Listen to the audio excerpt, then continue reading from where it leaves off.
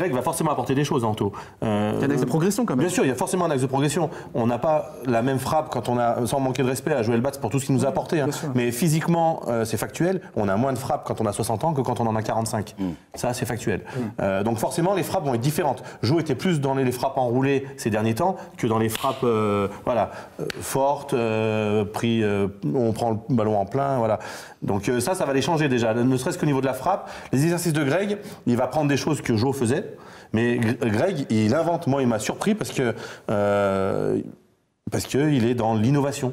Il me dit, bah tiens, tel truc, je rentrais chez moi, où j'étais, des fois il m'a même dit, je me suis réveillé la nuit à 2-3 heures du matin, putain, à lui, je vais lui faire ça, et il a inventé un exercice, voilà, parce qu'il a sa culture rugby, il a sa culture de gardien, il a son expérience, et puis il essaye toujours d'adapter en fonction de ce qui va se passer en match. Par rapport à ce que tu dis, il y en a qui se posent des questions sur le fait que Greg Coupet va révolutionner ou pas, est-ce qu'on peut dire que Greg Coupet est un créatif qui va continuer à mettre en place ce que lui a appris, mais qui va le faire aussi un petit peu à sa sauce? Si tu m'avais posé la question il y a 2 ans en arrière, je t'aurais dit... Il y a 2 secondes, je te Non, il y a 2 ans en arrière, je t'aurais dit, je vois pas Greg inventer quoi que ce soit. Ouais. Et maintenant... Pour en avoir échangé avec lui, pour le coup, moi il m'impressionne, parce que je le pensais pas dans l'innovation comme il peut l'être actuellement.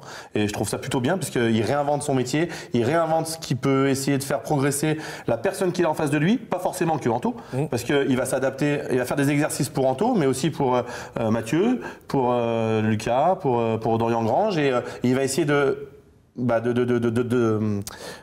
continuer d'améliorer les forces et puis de faire progresser les faiblesses. Là, j'imagine tellement de Greg devant son téléviseur que de se dire « C'est bien, Nico, tu me connais bien, gros, tranquille. » C'est pas une question de